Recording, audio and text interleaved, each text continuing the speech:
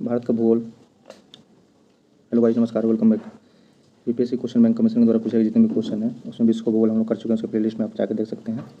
और ये भारत का भूगोल है, इसमें 165 क्वेश्चन है। इसे हम 2-3 वीडियो में कवर करेंगे। तो आइए शुरुआत करते हैं।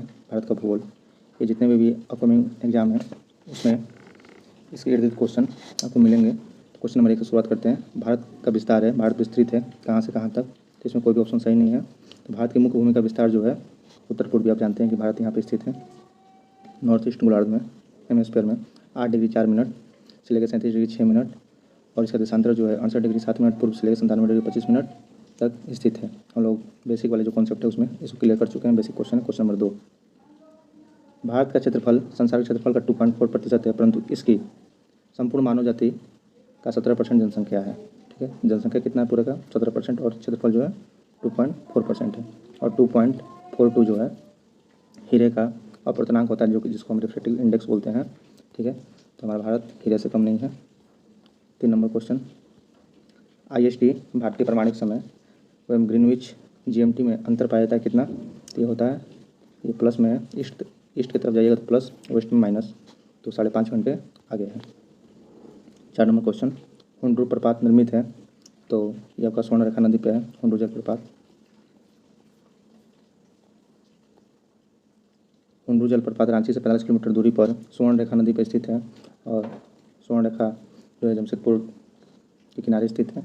इसकी ऊंचाई जो है 320 फीट यानी कि 98 मीटर है। भारत की सर्वोच्च चोटी कौन सी है? 5 नंबर क्वेश्चन। तो गॉडविन ऑस्टिन है, K2 जिसे बोलते हैं, गॉडविन ऑस्टिन। ठीक है, इसमें बेसिक चीज़ें एग्जाम के लिए याद कर सकते हैं। जैसे कभी कभी लेंथ डाइट आपसे एग्जाम में आ जाता है, ठीक ना, ये आपकी जो है कितनी उसकी हाइट है, तो इसको भी ध्यान रखना है। तो सबसे ऊँचा है माउंट एवरेस्ट 8848.86 मीटर। ठीक है, गॉडविन ऑस्टिन का है 8611 मीटर, तो ये भी डायरेक्ट क्वेश्चन आते हैं। कंचनजंगा है 8598, मकालू है 8463, नेपाल में स्थित है। ठीक है, लेकिन भारत का पूछा जाएगा तो ये हो जाएगा, और एवरेस्ट का पूछा जाएगा तो आपका कंचनजंगा भारत में हो जाएगा।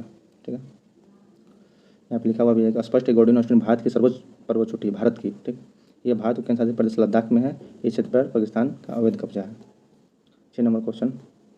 हिमालय में हिमरेखा निम्न के बीच होती है, तो ये जो आपका है आइस लाइन जो है जिसको हम बोलते हैं, ठीक ना, वो 4300 से 6000 मीटर पूर्व में स्थित है। हिमालय में जो हिमरेखा स्थित है ये आपका इस रेंज में स्थित है। ठीक है। 7 नंबर क्वेश्चन। हिमालय का पर्वत पदीय प्रदेश है कौन सा है? शिवालिक हो जाएगा। शिवालिक को जो है हम लोग जैसे अगर 4 लेयर में हम डिस्ट्रीब्यूट करें, ट्रांस, ग्रेट हिमालय, मध्य हिमालय, शिवालिक। शिवालिक जो नीचे का जो एरिया होता है उसे हम शिवालिक बोलते हैं। और यहाँ पे देखिए उसका डिस्कशन दिया हुआ है। हिमालय की पर्वत पदीय जो यानी कि जो उसके नीचे की है, नीचे की जो एरिया है शिवालिक श्रेणी के दक्षिणी भाग पर स्थित है।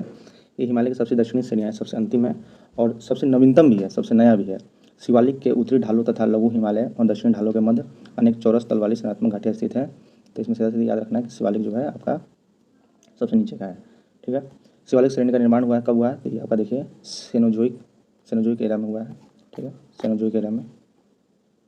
शिवालिक या बाह्य हिमालय का निर्माण आज से लगभग 5 से लेकर 1.7 मिलियन वर्ष पूर्व प्लियोसिन अर्थात सेनोजोइक युग। ठीक है ना, आप ये भी याद रख सकते हैं एग्जाम के लिए, इंग्लिश में चूँकि आपको मिलेगा प्लियोसिन। आगे देखिए 9 नंबर क्वेश्चन। भारत के अतिरिक्त प्रायद्वीप पर्वत निर्मित हुए कब हुए? तो वही आपका सेनोजोइक महाकल्प में। ठीक है, सेनोजोइक महाकल्प में निर्मित हुए हैं। ये कल्प चैप्टर जो है बहुत इंपॉर्टेंट चैप्टर है। छोटा नागपुर पठार जो है क्या है? एक अग्र गंभीर है। इसको देखिए यहाँ पे क्या लिखा हुआ है। छोटा नागपुर जो प्लेटू है विभिन्न ऊंचाइयों पठारों के क्रम में मिलता है। मध्य पश्चिमी भाग पर पाटभूमि में स्थित इसकी अधिकतम ऊंचाई 1100 मीटर मिलती है। इस पठार पर प्रत्येक दिशा में सोपान मिलते हैं। पठार में ढाल तीव्र एस्कार्पो के रूप में पाया जाता है, अतः ये एक अग्र गंभीर है। ठीक है, छोटा नागपुर पठार कैसा है? अग्र गंभीर है। 11 नंबर क्वेश्चन देखिए। भारत के भू आकारों की रचना के संबंध में इसकी जो आकृति है उसकी कैसे संरचना है उसके बारे में विचार करना है। तो पहला है कि स्ट्रक्चरल दृष्टि से, संरचनात्मक दृष्टि से मेघालय पठार दक्कन पठार का ही विस्तार है। बिल्कुल सही है। यहाँ पे जो मेघालय पड़ता है वो हिमालय का नहीं है, वो आपका दक्कन पठार का ही विस्तार है। ठीक है, तो ये गलती नहीं करना एग्जाम में, हिमालय का बिल्कुल नहीं टच करना, चूँकि यहाँ पे बगल में हिमालय को गुजरता है ऊपर से। दूसरा है कि कश्मीर घाटी की संरचना एक समभिनित में हुई है, समभिनित इंग्लिश देखना होगा। गंगा मैदान की रचना एक अग्रगर्त में हुई है। फिर है कि हिमालय की उत्पत्ति भारतीय प्लेट, यूरोपीय प्लेट तथा चीनी प्लेट के त्रिकोणीय विसरण के फलस्वरूप हुई है। इसका देख लीजिए 1, 2 और 3 सही है। यानी कि ये तो ठीक है, कन्फर्म है। कश्मीर घाटी संरचना समभिन्नित है, इंग्लिश के अकॉर्डिंग से पता चल जाएगा। और गंगा मैदान की रचना अगरगर्त में हुई है, ठीक है। ये 4 गलत है। इसका डिस्कशन देखिए। पहला पॉइंट था कि मेघालय का जो पठार है, आप जानते हैं कि सीमेंट सिस्टम में मेघालय आता है, तो उसका जो है आउटलायर जो है, यह एक समतल भूमि है जो भ्रंशन के कारण भारतीय प्रायद्वीप से मालदा गैप द्वारा पृथक हो गया है, ठीक है, इसलिए सही है। कश्मीर घाटी की संरचना जो हिमालय के समभिन्नति में हुई है। स्वेस के अनुसार गंगा के विशाल मैदान की उत्पत्ति तब हुई है जब प्रायद्वीप के दृढ़ भूखंड के हिमालय के दक्षिण की ओर प्रसार को रोका, तो हिमालय के उच्च वलयों के समक्ष एक अग्रगर्त यानी कि फोरडिप पैदा हो गया, यानी कि वो एक खड्ड बन गया। यह अग्रगर्त एक विशाल भूसन्निधि की भांति है, हिमालय से निकलने वाली नदियों का निरंतर लाए जा रहे हैं अवसादों से यह अग्रगर्त धीरे धीरे बढ़ता रहा, बाद में इसी से विशाल मैदान का निर्माण हुआ। 3 भी सही है। और हिमालय की उत्पत्ति भारतीय प्लेट और यूरेशियन प्लेट की टक्कर से हुई है। चीनी प्लेट का विवरण प्लेट टेक्टोनिक सिद्धांत में नहीं, इसलिए गलत हो जाएगा। तो हिमालय की उत्पत्ति, ये भी क्वेश्चन बन सकता है कि हिमालय की उत्पत्ति जो किस किस प्लेट से हुई है, तो भारतीय प्लेट और यूरेशियन प्लेट की टक्कर से हुई है। नेक्स्ट क्वेश्चन 12 नंबर, अच्छा क्वेश्चन है। कौन सा मेघालय का पठार का अंश नहीं है? तो भुवन की पहाड़ियाँ ये अंश नहीं है, ठीक है ना। गारो खासी जयंतिया है, गारो खासी जयंतिया है। तो भुवन पहाड़ियाँ मिजो हिल्स के भाग है जो पूर्वोत्तर हिमालय का अंग है, जबकि गारो खासी और जयंतिया मेघालय पठार का भाग है, ठीक है। 13 नंबर क्वेश्चन जो है, इल्मेनाइट जो कि भारतीय तटीय रेखा के साथ साथ व्यापक रूप से विस्तृत है, किसका खनिज है? ये हो जाएगा टाइटेनियम का। इल्मेनाइट जो है टाइटेनियम, ठीक है। इल्मेनाइट का फॉर्मूला यहाँ पे दिया हुआ है, ओएम रूटाइल। टाइटेनियम के 2 प्रमुख खनिज है, कौन कौन सा है? इल्मेनाइट और रूटाइल। ये खनिज भारत के तटीय क्षेत्रों में सौराष्ट्र यानी गुजरात, यहाँ भी कन्फ्यूजन होता है कि सौराष्ट्र किस में पड़ता है, महाराष्ट्र या गुजरात में, तो सौराष्ट्र हो जाएगा गुजरात में, और विदर्भ हो जाएगा आपका महाराष्ट्र में। दीघा तट पश्चिम बंगाल के विस्तृत क्षेत्र में पाया जाता है। 14 नंबर क्वेश्चन जो है कि भारत की तट रेखा है, ठीक है, यहाँ पे स्टार मार्क है, यानी क्वेश्चन कन्फ्यूजन है। भारत की मुख्य भूमि से लगे कुल तट की लंबाई, जो आपका मेन जो लैंड है, यहाँ से लगा हुआ ये जो एरिया है, उसका जो है 5422.6 किलोमीटर। मुख्य भूमि से दूर कुल तट की लंबाई इतना है। भारत की संपूर्ण तट रेखा अर्थात 7516.6 किलोमीटर, अतः कोई विकल्प सही नहीं है, ठीक है। 15 नंबर क्वेश्चन, महाराष्ट्र एवं कर्नाटक में पश्चिम घाट कहलाते हैं, क्या कहलाते हैं? सह्याद्री कहलाते हैं, ठीक है ना। पश्चिमी घाट को महाराष्ट्र, गोवा एवं कर्नाटक को सह्याद्री के नाम से जाना जाता है। इसकी औसत ऊंचाई लगभग 1200 मीटर है। केरल में इसे सहा पर्वतम के नाम से जाना जाता है। बेसिक क्वेश्चन है, लेकिन एग्जाम के लिए इंपॉर्टेंट है, कोई बेसिक क्वेश्चन एग्जाम में गलत हो जाते हैं। वह दर्रा जो सर्वाधिक ऊंचाई पर अवस्थित है, ठीक है, तो देखिए दिए गए विकल्पों में नाथुला सर्वाधिक ऊंचाई में अवस्थित है। नाथुला की ऊंचाई आपका 4404 मीटर है, जो जिला की ऊंचाई जो है 11578 फीट है। रोहतांग दर्रा कितना है? और खैबर दर्रा की, परंतु भारत का सर्वाधिक ऊंचाई में अवस्थित दर्रा यांगजी दीवान 5890 मीटर है। चूँकि विकल्प में उपयुक्त में से कोई भी नहीं है, अतः इस प्रश्न का सही उत्तर विकल्प ई होगा, ठीक है, इसमें कोई कन्फ्यूजन नहीं है। लक्षद्वीप टापू अवस्थित है, कहाँ पे अवस्थित है? दक्षिण पश्चिम भारत में। ये अगर भारत का मैप को अगर इस तरह से डिजाइन किया जाएगा तो यहाँ पे स्थित है, ठीक है ना, इस रेंज में लक्षद्वीप।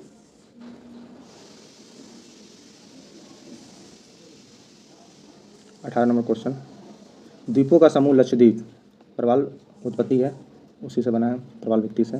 लक्षद्वीप में कितने द्वीप हैं? तो 36 हैं। ऐसे क्वेश्चन है। विदर्भ एक प्रादेशिक नाम है भारत में, और यह है कहाँ पे? महाराष्ट्र में। तो ध्यान रखना, विदर्भ जो है महाराष्ट्र में है। विदर्भ कहाँ पे है? महाराष्ट्र में है। और सौराष्ट्र कहाँ पे है? गुजरात में है। तो इसे आप ध्यान रख सकते हैं, गुजरात में सौराष्ट्र है, GS, ठीक है। आगे आ जाइए। निम्नलिखित में से किस राज्य में सर्वाधिक क्षेत्र वनों के अंतर्गत पाया जाता है? तो ये आपका हो जाएगा अरुणाचल प्रदेश, ठीक है। ये आपका 17 के अकॉर्डिंग है, तो नया जो डाटा है किस अकॉर्डिंग, उसके अकॉर्डिंग हम लोग को याद करना है, 17 के अकॉर्डिंग नहीं करना है। 22 नंबर, किस पहाड़ी पर पूर्वी घाट पश्चिमी घाट से मिलता है? किस पहाड़ी पर पूर्वी घाट पश्चिमी घाट से मिलता है? तो ये हो जाएगा नीलगिरी पहाड़ी। यहाँ पे आप देखिएगा तमिलनाडु, यहाँ केरल, यहाँ पर नीलगिरी पहाड़ी, यहीं पर पश्चिमी घाट पूर्वी घाट मिलता है, ठीक है ना। नीलगिरी भारतीय पहाड़ी प्रायद्वीप के पूर्वी घाट और पश्चिमी घाट का मिलन बिंदु स्थित है। नीलगिरी पहाड़ी को ब्लू माउंटेन भी कहा जाता है। इसकी सर्वाधिक ऊंची चोटी कौन है? दोदा बेटा, जो लगभग 2637 मीटर ऊंचाई पर स्थित है। कन्याकुमारी से सटी पहाड़ियाँ कौन सी है? तो कार्डेमम की पहाड़ियाँ हैं, कन्याकुमारी से सटी हुई, ठीक है। पश्चिमी घाट पर्वत हिमालय के बाद भारत की दूसरी सबसे लंबी पर्वत श्रेणी है, ठीक। इसकी लंबाई करीब 1500 किलोमीटर है। इसे सह्याद्री के नाम से भी जाना जाता है। नीलगिरी पहाड़ी एक स्थलीकृत घाट है जहाँ पूर्वी घाट एवं पश्चिमी घाट पर्वत मिलते हैं। नीलगिरी का सर्वोच्च शिखर दोदा बेटा है, जो कि दक्षिणी भारत का दूसरा सर्वोच्च शिखर है। दक्षिण भारत का सर्वोच्च शिखर कौन सा है? अन्नाईमुडी या अन्नामलाई पर्वत चोटी। या नीलगिरी के दक्षिण में, अन्नामलाई के दक्षिण में कार्डेमम इलायची की पहाड़ियाँ जो कि कन्याकुमारी के नज़दीक स्थित है। तो नीलगिरी की सर्वोच्च चोटी कौन सा हो जाएगा? दुद्धा बेटा। और ऐसे सर्वोच्च पूछेगा साउथ में तो हो जाएगा आपका अन्नाईमुडी। क्षेत्रफल के क्रम में भारत के 3 सबसे बड़े राज्य कौन कौन से हो जाएंगे? क्षेत्रफल के अनुसार आपका राजस्थान हो जाएगा, ठीक है, मध्य प्रदेश और महाराष्ट्र हो जाएगा। राजस्थान, मध्य प्रदेश और महाराष्ट्र। भारत में जनसंख्या के अनुसार तीसरा एवं क्षेत्रफल में 12वां राज्य कौन सा है? तो हो जाएगा बिहार, ठीक। जनसंख्या के अनुसार तीसरा और क्षेत्रफल में 12वां, तो बिहार। आगे देखिए 26 नंबर क्वेश्चन। भारत के निम्नलिखित भागों में द्रविड़ प्रजाति मुख्यतः कहाँ पाई जाती है? जाहिर सी बात है साउथ में पाई जाएगी, तो दक्षिण भारत में हो जाएगा द्रविड़ प्रजाति, ठीक ना। द्रविड़ में देख लीजिए कौन कौन सा द्रविड़ भाषा परिवार से संबंधित है। तमिल, कन्नड़, मलयालम, तेलुगु और तुलु प्रमुख है, ठीक है ना। यहाँ पे जो द्रविड़ प्रजाति के लोग जो है, द्रविड़ प्रजाति के लोग मध्य भारत में तथा दक्षिण पूर्व भारत में बिखरे हुए हैं। 27 नंबर क्वेश्चन। निम्नलिखित में से किस राज्य में जनजातीय समुदाय की पहचान नहीं की गई है? क्या हो जाएगा? हरियाणा। हरियाणा पंजाब में आप जानते हैं कि कोई भी ट्राइबल नहीं है। 2011 की जनगणना के अनुसार पंजाब, हरियाणा, चंडीगढ़, दिल्ली और पुडुचेरी में जनजातीय समुदाय की पहचान नहीं की गई है। कहाँ कहाँ पे? पंजाब में, ठीक है, हरियाणा में, चंडीगढ़ में, और दिल्ली और पुडुचेरी में। भील जाति कहाँ पाई जाती है? भील जाति तो ये पाई जाती है महाराष्ट्र में। भील जनजाति गुजरात, मध्य प्रदेश, छत्तीसगढ़, महाराष्ट्र, आंध्र प्रदेश, तेलंगाना सहित कर्नाटक, त्रिपुरा एवं राजस्थान में पाई जाती है। 29 नंबर। कौन सी जनजाति और राज्य की कौन सी जोड़ी सही नहीं है? तो भील गुजरात सही है, गद्दी हिमाचल प्रदेश सही है, कोटा तमिलनाडु सही है। टोडा आपका कहाँ पे हो जाएगा? तमिलनाडु, नीलगिरी की पहाड़ी, केरल नहीं होगा, ठीक है, यहीं पर टोडा तमिलनाडु है। 30 नंबर क्वेश्चन देखिए। निम्नलिखित नगरों में अलकनंदा और भागीरथी कहाँ मिलकर गंगा नदी बनाती है? तो ये आपका देख लीजिए, अलकनंदा भागीरथी कहाँ पे मिलकर बनाती है? तो देवप्रयाग में, ABD, अलकनंदा, भागीरथी और D, ठीक है। देखिए देवप्रयाग उत्तराखंड के टिहरी गढ़वाल जिले में स्थित प्रसिद्ध तीर्थस्थल है। ये अलकनंदा तथा भागीरथी नदियों के संगम पर स्थित है। इसी संगम स्थल के बाद नदी को गंगा के नाम से जाना जाता है। देवप्रयाग उत्तराखंड को 5 प्रयागों में से एक माना जाता है। भारत में यरलुंग जांगबो नदी किस नाम से जाना जाता है? तो ये हो जाएगा C। अच्छा क्वेश्चन है। ब्रह्मपुत्र। भारत में यरलुंग जांगबो जियांग नदी ब्रह्मपुत्र नदी का नाम जाना जाता है। यह नदी तिब्बत में सांगपो तथा बंगाल में जमुना है। यमुना नहीं, ध्यान रखना है, यमुना नहीं है, ये जमुना है, ठीक है। तेल नदी किसकी सहायक नदी है? तो ये हो जाएगा महानदी की, एक ऑप्शन में नहीं है। तेल नदी महानदी की प्रमुख सहायक नदी है। यह उड़ीसा राज्य की प्रमुख नदी है। महानदी की अन्य सहायक नदियों में कौन सी है? शिवनाथ, जोंक, हंसदो, ईब, मांड। ये भी आपसे एग्जाम में आया हुआ है। जोंक, जोंक किसकी सहायक नदी है? ये हो जाएगा महानदी की। तो याद रखना है आपको, शिवनाथ, जोंक, तेल नदी, हंसदो, ईब और मांड नदी जो है किसकी है? सहायक नदी है, तो किसकी? महानदी की। अगला क्वेश्चन 33 नंबर। निम्नलिखित में से कौन सी नदियाँ बंगाल की खाड़ी में गिरती है? तो ये हो जाएगा आपका D, A और B दोनों। तो गंगा, ब्रह्मपुत्र और गोदावरी बंगाल की खाड़ी में, महानदी कृष्णा और कावेरी ये भी बंगाल की खाड़ी में। 34 नंबर क्वेश्चन। निम्नलिखित में से गंगा नदी घाटी का कौन सा भाग उपनदी है? तो ये आपका आंसर हो जाएगा E। उत्तरी कोयल झारखंड से बहने वाली एक नदी है जो सोन नदी की तरह एक सहायक नदी है। यह सोन नदी के दाहिने तट पर मिलती है।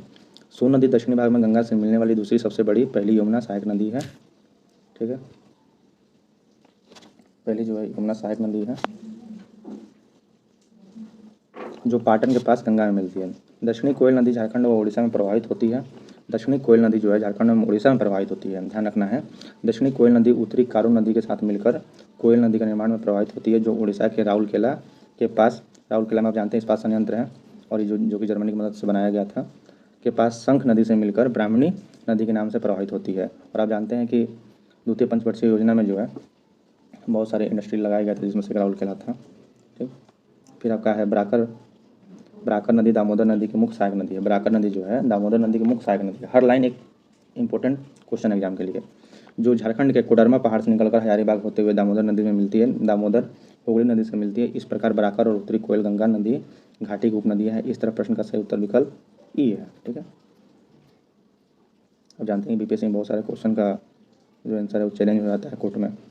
सोन और गंगा नदी संगम बिहार के किस जिले में स्थित है? ये हो जाएगा पटना में आपका, ठीक है। कौन सा शहर गंगा नदी के किनारे स्थित नहीं है? तो यह हो जाएगा उत्तरकाशी, फतेहपुर, भागलपुर, कानपुर स्थित है। गंगा नदी की प्रधान शाखा भागीरथी है जो उत्तराखंड के उत्तरकाशी जिले के गौमुख नामक स्थान से निकलती है। देवप्रयाग में भागीरथी और अलकनंदा के संगम से गंगा का निर्माण होता है। अतः उत्तरकाशी का संबंध भागीरथी से है, न कि गंगा से। और फतेहपुर, भागलपुर और कानपुर गंगा नदी के किनारे स्थित है। कौन सा सबसे सूखा स्थान है? तो हो जाएगा आपका लेह सबसे सूखा स्थान है। 38 नंबर, अमृतसर व शिमला लगभग एक ही अक्षांश पर स्थित है, परंतु जलवायु में भिन्नता का कारण क्या है? ऊंचाई में भिन्नता। अच्छा क्वेश्चन है, ठीक है ना। हाइट के अकॉर्डिंग जो है देशांतर रेखा बदलता है, इसी कारण वहाँ पर जलवायु में अंतर होता है। 39 नंबर, भारत की सर्वाधिक वर्षा मुख्यतः प्राप्त होती है, किससे होती है? तो ये आपका हो जाएगा दक्षिण पश्चिमी मानसून। तो देखिए इसका आंसर क्या दिया हुआ है, वही है दक्षिण पश्चिमी मानसून के अनुसार जो है सबसे ज़्यादा होता है। 40 नंबर, दुमटी लोम मिट्टी में कौन सा कण मिलता है? तो हो जाएगा सभी प्रकार के कण मिलते हैं, ठीक है ना। लोम सॉइल बोलते हैं इसको। 40% बालू के कण, 40% आपका क्ले होता है, 20% जो होता है उसमें गाद पाए जाते हैं। 41 नंबर, पौधों का सबसे अधिक पानी किस मिट्टी में, पौधों में सबसे अधिक पानी किस मिट्टी में मिलता है? तो हो जाएगा चिकनी मिट्टी यानी क्ले मिट्टी, ठीक है। 42 नंबर क्वेश्चन, निम्नलिखित नहर प्रणालियों में किससे बिहार के क्षेत्र में सिंचाई होती है? तो हो जाएगा त्रिवेणी नहर। विकल्पों में त्रिवेणी नहर से बिहार के क्षेत्र में सिंचाई होती है, गंडक नदी के बाएं तट से निकली गई है, यह पश्चिम चंपारण जिले में स्थित है। बहुत ही खूबसूरत जगह है, आप चाहें तो घूम सकते हैं वहाँ पे जाके। दिए गए कूट की सहायता से हरित क्रांति घटक को चुनिए, ठीक है। अच्छा क्वेश्चन है, हरित क्रांति घटक को चुनना है। तो उच्च उत्पादन वाले बीज HYB बोलते हैं, हाई यील्ड वैरायटी HYB। सिंचाई या इरिगेशन था, ग्रामीण विद्युतीकरण और ग्रामीण सड़कें और विपणन, ठीक है। तो हो जाएगा सभी चारों।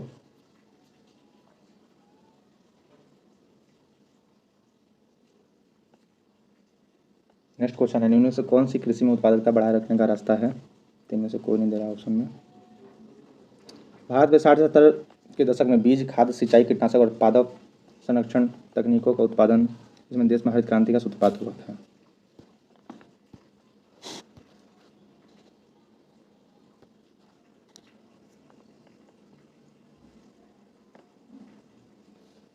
तो ये हरित क्रांति का सूत्रपात हुआ था।